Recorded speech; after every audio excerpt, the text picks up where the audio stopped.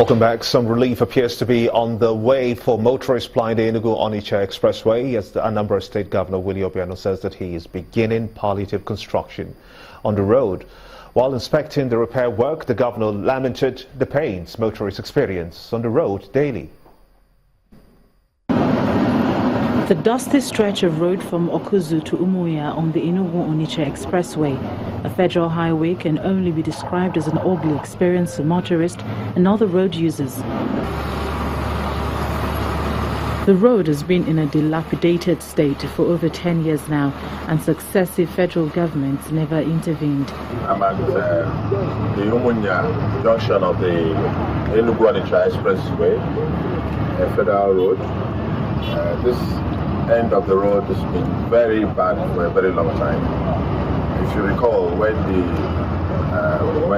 former governor of Lagos State came here, Fashola, we brought him here and he promised to do something about this road.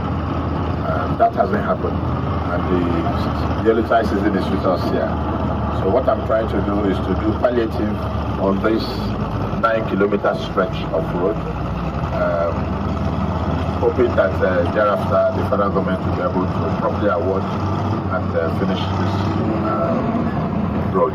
This is a very important road for people commuting through Anambra State to Enugu and other states, and from the Anambra going to their various villages.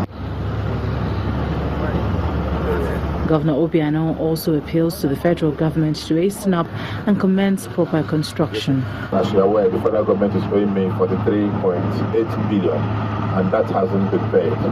So I can't afford to put much more money on this.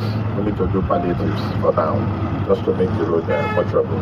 So I look forward to their really coming to our assistance and making this all-important road once more very motorable. The various portions of the Enugu-Onitsha Expressway had been in a dilapidated state for over 10 years now, while the Umuya-Okuzu axis collapsed completely in 2009 after the tragic petrol tanker accident which claimed over 50 lives.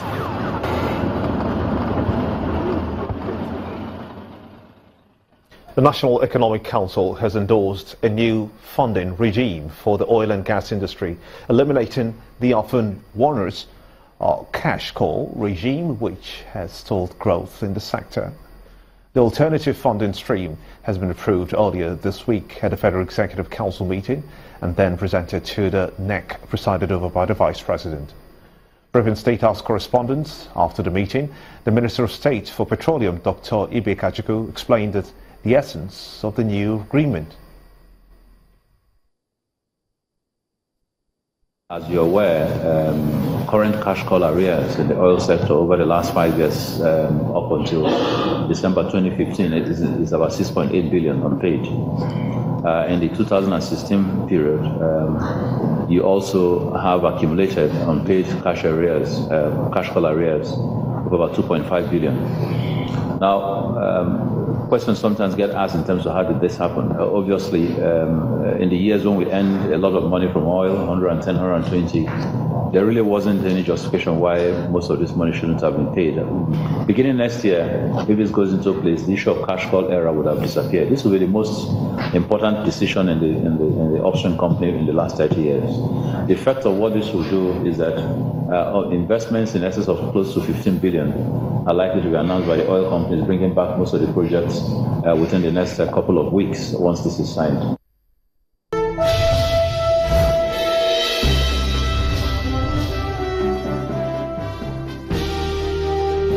Welcome to Business News. Nigeria's Bank of Industry and the paramount ruler of Ife, Oba Adeyeye Ogunwusi, have signed a memorandum of understanding that will see an estimated 5,000 women and youths benefit from a 1 billion naira scheme. The microfinancing deal, to be delivered at 7.5% interest rate, looks to promote local content and develop youths in the various communities at the grassroots around the Ile-Ife community. I am posing this challenge to other monarchs. Let us think of what we will do for our people, not what government will do for us.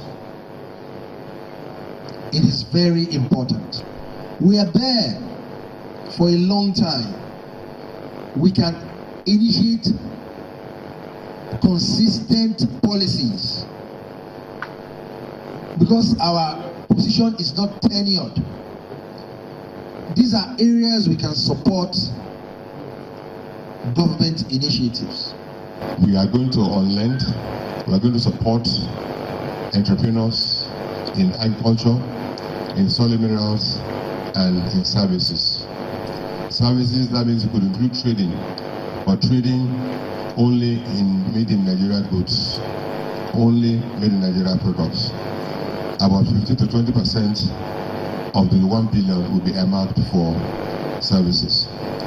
And the interest rate by courtesy of KBC is 7.5%. According to the MOU that Bashar is signing today, the beneficiaries would mainly be entrepreneurs based in Ile-Ife. And the projections that the Nigerian economy will grow out of recession in 2017 by 0.6% is seemingly feasible as economists' forecasts appear to be correlating with the predictions. One of such is that of the chief executive of financial derivatives company, Mr. Bismarck Rawani, who sees the country achieving trade balance in export and import. Mr. Rawani made the projections at the Business Outlook session of the Media Independent Practitioners Association of Nigeria, but warns that there are some risks. We think that the exchange rate in IFM, managed or mismanaged, will go to 350 to about 370 in IFM.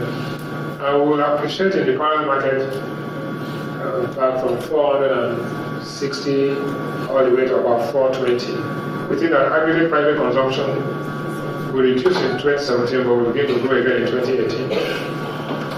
Our imports will grow because there will be availability of foreign exchange to go from $38 billion to $42 billion. And our exports will increase from 35 to 43. So our trade balance will come in pretty smoothly. The risks that we face is that declining disposable income when at a time when prices are going up, declining disposable income when the exchange rate is under pressure. Declining disposable income is a major threat to economic activity.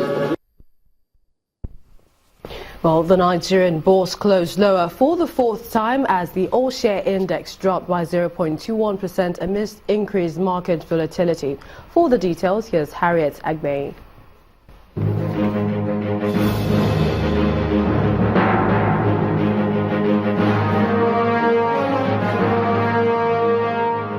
Sell pressure continued across major counters, further dragging the Nigerian market down by about 2 billion naira to close at 8.81 trillion naira.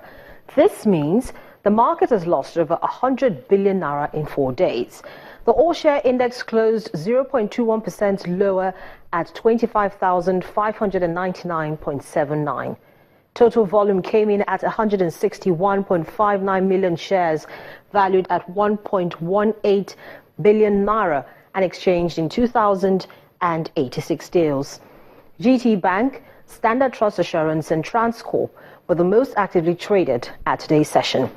NASCON Allied Industries, Honeywell Flour Mills and May & Baker led price appreciators. Forte Oil led the session's laggers for a second day, including GSK and CAP. Those are the day's trading figures. I am Harriet Agbinyi.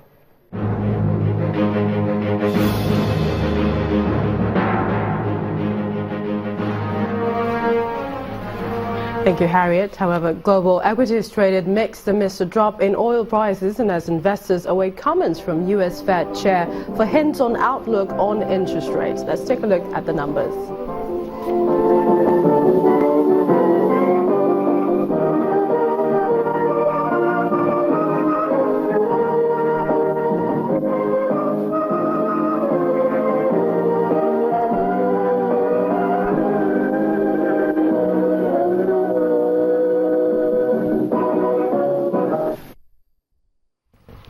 Well, that's it on Business News tonight. I'm Millicent Walker. Is back to Gimba for the rest of the news. Inside Publics, one of the creative consultancy and communication institutions of the Inside Redefini Group, has won a gold medal of the Global Creativity Awards for its creativity in the home furnishing and appliances category. This honor, the first by a Nigerian creativity company, comes 3 decades after the annual Global Creativity Awards started. According to Inside Publics, the 30th edition of the Global Creative Awards by Epica is the only global creative prize judged by journalists from marketing and communication titles. Commenting on this achievement, the Group Managing Director of Inside Redefini, Mr. Jimmy Awoshika, says that, quote, "This award is a reward for being the best at connecting creativity with communication," end of quote. Earlier this year, Insight won several international awards for its leading role on the Pepsi Long Throat campaign for PepsiCo. It also became the first communications company from Africa to host a seminar at the International Cannes Lions Festival. Reddington Hospital, a multi-specialist venture, has commissioned its new magnetic resonance image center and relaunched its newly upgraded Purple Ray Diagnostic Center in Lagos. The MRI center now boasts of the latest 1.5 Tesla magnetic resonance image machine. Professor of Radiology. Doctors make up the bulk of attendees at this gathering. It's the launch of an ultra-modern magnetic resonance or MR imaging suite and the Purple Ray Diagnostic Center. A specialist in radiology explains the importance of imaging in the modern medical examination. Without imaging today, we cannot see the inside of the human being. You don't even need contrast to be able to make a diagnosis on any image with 1.5 Tesla. The image that will come out will be very crisp.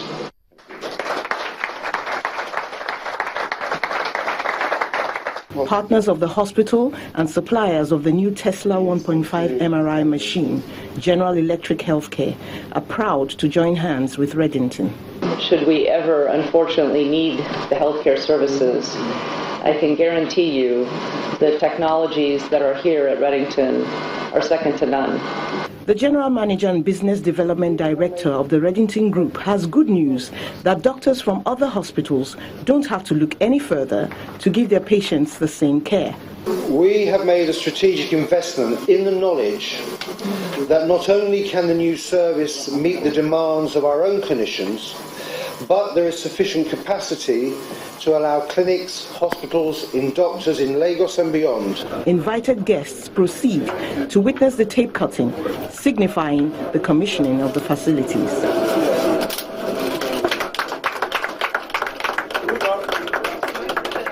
This particular scanner has a noise level of about 3 decibels above ambient noise, so it will be a lot quieter and therefore a lot more comfortable. The way I see Reddington today is definitely continuing being at the avant-garde. Over and above access to services for their clinical colleagues, the Reddington Group is set to run educational open evenings to train them in the specialized procedures of their new cutting-edge equipment. Next on the news at 10, World's football governing body, FIFA, to take disciplinary action against England and Scotland for wearing poppies in the 2018 World Cup qualifier again at Wembley. That's on Sports News. Stay with us.